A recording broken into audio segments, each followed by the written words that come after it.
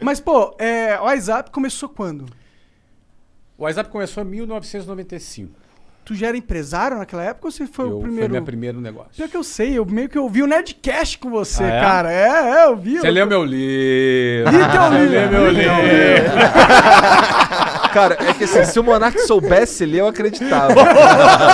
Pior que não tá nem zoando. Não, pior que eu já li pra Bom, caralho. pra quem não sabe ler, pode escutar um podcast. É. Até fazer um podcast. Tá vendo? ó, Tá, aprovado. democrático hoje o Tá mundo democrático. do mercado de serviço aí. Mas que pira foi essa? Tu deu aula de inglês? Porque assim, Não. tu tava me contando que tu saiu do Jabur, lá no Rio. Jabu é um lugar de responsa, né? Uma periferia daquelas bem bacana, lá no Rio. Salve Jabu aí, Marco 7, Senador Camará, Santíssimo, ali, Bangu, essa área ali bem... Conheço Bangu, tem vários amigos lá. né? Quando eu ia Então, pro Rio, eu muito ficava legal. lá. Meu irmão mora em Quente pra Realengo. caralho. Muito quente, muito quente. Porque é um monte de Cuiabá. montanha. É, o Cuiabá. E do o sol, focado nas montanhas. E sem Bem vento quente. nenhum. Um Bangu é bem quente, isso. 44 graus. É, fácil. Acho que foi lá que eles começaram a instalar aquele lance daqueles aspersores no trem, na estação de trem. O primeiro Que sai aspersor foi lá. aquela vaporzinho Na de minha água. época, quando eu andava de trem, não tinha aspersor Não nenhum. tinha essa porra, não. Tinha só alguém espirrando e dava uma aspersão de baba no ar, assim, entendeu? Nada, Não, espirra de novo, aqui, ó. No cangote, né, cara? Não, era sinistro. Mas, enfim, eu fui parar em curso de inglês nada planejado, né? Eu queria ser militar, entrei na Marinha, no Colégio Naval, fiquei 2 anos. Depois eu saí, no final desses 2 anos, fui convidado a me retirar. Famoso expulso. Não é o famoso, por favor, não renove essa matrícula. Foi uma fase muito legal para mim, mas não era a minha vocação, né? Não tinha essa vocação de tanta disciplina como militar precisa ter. Não é o meu quadrado, né? Você não é o Yes Man, né? Não parece mesmo, Não é o meu perfil. Né? Então, eles me fizeram um grande favor de me convidarem a que eu saísse. Tem um carinho enorme. Tanto é que eu voltei lá no colégio esses dias. Fizeram uma homenagem para mim. Eu dei uma palestra. Foi super legal. Uma palestra para os alunos. Tem super carinho ali, porque, enfim, né? Primeiro, tem muitos amigos lá. Segundo, foi uma fase interessante, assim, muito importante na minha vida. Embora te ensinou o que tu não era. o que eu não era, mas aprendi coisas boas também lá. Mas quando eu saí de lá e expulso, fiquei muito sem moral em casa. Meu pai era sargento do exército. Ah, caralho. Você imagina, meu pai não era oficial, então estava E numa tu ia posição- sair de lá oficial. Eu ia sair de lá oficial, então assim, meu pai estava muito orgulhoso, muito feliz. De tu tá ali. De eu né? estar ali naquilo, e não rolou, não funcionou. Então a minha saída, eu tinha 17 anos de idade, 17 para 18, foi uma fase difícil em casa. Tu chegar e voltar para casa, morando com seus pais, e sem trabalhar. Desperdiçando a oportunidade que na visão deles desperdiçando a era... oportunidade da vida e que era bem compreensível que do ponto de vista deles era o Sim, top, né? Sim. E obviamente a preocupação natural dos pais.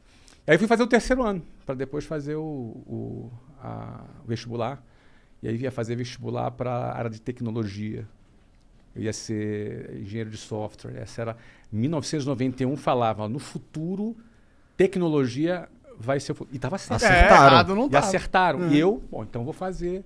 Fiz o vestibular, era bom de prova naquela ocasião. Sim, Passei. era mesmo, porque pra passar no colégio O naval... colégio era bem difícil, né? E aí passei lá nos vestibulares. Quando eu ia começar, eu fiz uma prova que eu ia para São Paulo, ia para a Unicamp fazer engenharia de computação, ou no Rio de Janeiro, na Universidade Federal Fluminense, para fazer ciência da Na UF, computação. lá em Niterói. Em Niterói. Como eu não tinha como me bancar em São Paulo, eu falei, vou fazer o seguinte, eu vou ficar então no Rio de Janeiro. Estava namorando também a Luciana, com quem me casei depois. Caralho, tua história então com mulher tipo eu também. Ah, é? Eu comecei a namorar minha esposa, Qual a idade? eu tinha 19 anos. É mesmo? E tá com ela até hoje. Temos dois filhinhos. Olha aí, que legal. Então, eu comecei a namorar com ela aos 18, ela tinha 15, hoje dava BO. Né? Eu tinha 18, tá pertinho, 18 e 15. E aí o que acontece? A faculdade no Rio de Janeiro ia começar no 2º semestre. E como eu tinha um 1º semestre sem fazer nada, eu falei, vou arrumar um trabalho, vou tentar... Nunca tinha tido uma experiência profissional. Aí peguei um jornal, tinha um anúncio de jornal, aí fui até o centro do Rio de Janeiro, não dizia o que era direito, eu fui lá, era para trabalhar de vendedor num curso de inglês. 1991, eu tinha 19 anos. E você foi o melhor vendedor... Desculpa, você não foi que foi o Semenzato, falou. Ah, é? O Semenzato, ele é o melhor em tudo que ele faz. É mesmo? Ele é. Mas ele é fera mesmo. Não, ele é foda, mas é engraçado do jeito que ele fala. Claro, claro. E tem um negócio que ele faz que é engraçado, que ele fala, o Semenzato, ele vai contando a história, falando dele na terceira pessoa. É engraçado. Entendi. Mas o cara é foda. Mas não, ele é foda. O cara é um avião mesmo. Porra. Cara, ó, ele fundou uma empresa chamada Microlins, que vendeu pro Carlos. Sim, sim. Na ocasião. Já fundou várias empresas, fez um IPO agora. O Semenzato é um cara top. Ele é pica. Agora ele era o melhor vendedor? Ele era o melhor tudo. Tudo que ele fazia é o melhor. Geralmente esses caras assim, que estão meio aficionados de ser eu nem duvido que ele fosse o melhor mesmo. Não é? O cara vendia 600 coxinhas por dia. Olha aí. Melhor vendedor de coxinha. De Lins, ele falava.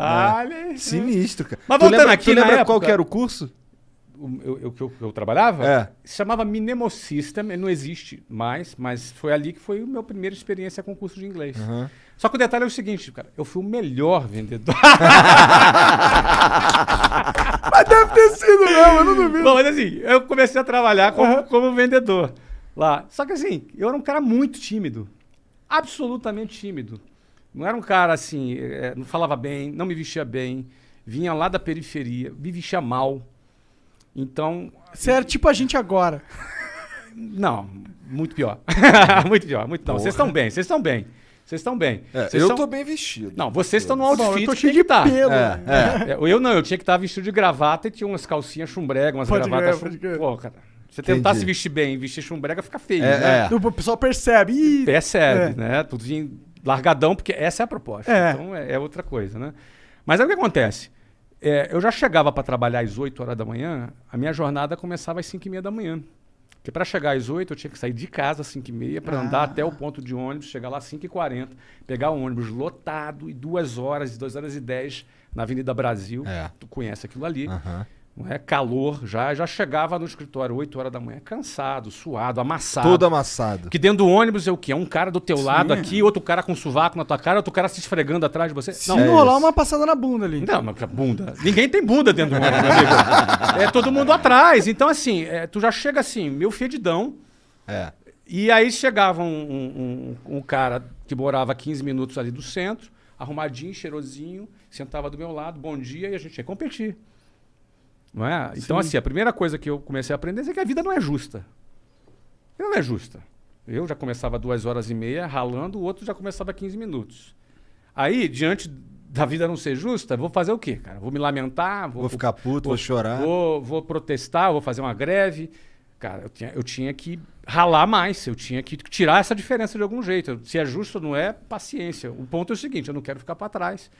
E na época, era muito interessante que vendas... Foi a ferramenta que eu aprendi, cara. Venda é um negócio que te dá a possibilidade de você fazer o ganho que tu quiser. Não é? Você depende depende do seu trabalho, performance, da sua performance, entendeu? Então, se tu for um cara que tem fome e está disposto a trabalhar, eu trabalhava 15 horas por dia. Acordando cedão, pegando horas. E eu chegava em casa depois de meia-noite, todo dia. Caralho, então tu dormia, sei lá, 4 horas. Eu dormia umas 5 horas, porque eu acordava às 5 para sair 5h30. Você consegue? Eu não consigo funcionar. Hoje não, mas na época com 19 anos. É o que tem. Era o que eu tinha, cara.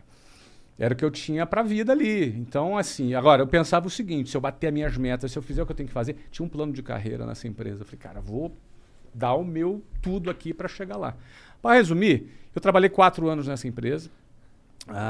Aí tive uma carreira de vendedor, depois fui gerente de vendas, fui diretor de vendas, cheguei a trabalhar em outras cidades, fui assim um cara bem sucedido como vendas. E foi daí que eu cheguei em 1995, na tua pergunta, ao WhatsApp. Porque chegou um ponto que eu quis fundar a minha própria escola e em 1995 foi a oportunidade o momento que eu achei que era oportuno. Essa oportunidade aí veio porque tu juntou uma grana? Então, não. Por que acontece? Eu ganhava bem, tá? Eu ganhava, para você ter ideia, aos 22 anos, eu ganhava 7 mil reais em Nessa época 1994. Nossa, daquela época. isso é 7 mil daquela dólares. Daquela época que era 7 mil dólares. Sim, isso aqui não era pra caralho. Dava pra comprar bastante. carro e o cacete. Dava. Então, só que é o seguinte, eu casei aos 20. Já também tem uma despesa grande ali. Veio despesa. Aos 21, eu fui transferido para Venezuela.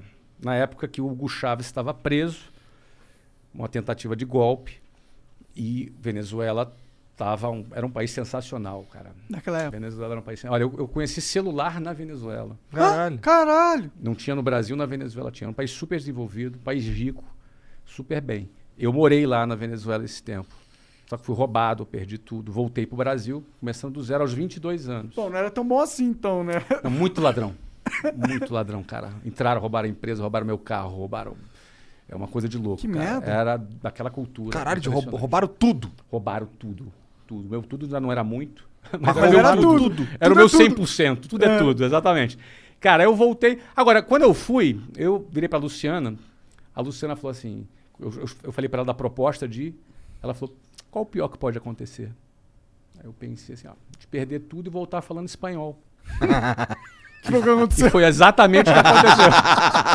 A gente perdeu tudo, voltou falando espanhol. Mas beleza, tinha uma experiência, estamos dando risada aqui. Durou quanto tempo isso? 8 meses.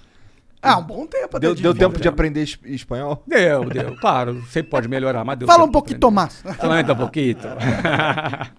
E aí o que acontece? Voltei em 1994, eu tinha 22 anos. Nessa época eu voltei e bombei. Fui bem, aí assumi várias filiais, ganhei bem. Só que eu comecei do zero em janeiro de 94. Em dezembro de 94 eu saí. Eu não tinha tempo de juntar uma grana suficiente para abrir um negócio. Mas aquele era o meu timing. Era o meu momento. Então tinha algum dinheirinho. Você tinha ganhado expertise. Eu tinha ganhado expertise, eu estava confiante, entendeu? Aquele era o momento que o Brasil tinha acabado de lançar o Plano Real, que na época estabilizou a economia, acabou com a inflação. Na época também, várias empresas internacionais tinham desembarcado no Brasil, então você tinha empresas de petróleo. Tinha feito isso também. Isso, mas na época foi do governo lá Itamar. do Fernando Henrique. 1994, 94 é Fernando Henrique. Itamar e Fernando Henrique, exatamente. Que nessa época aconteceu o quê?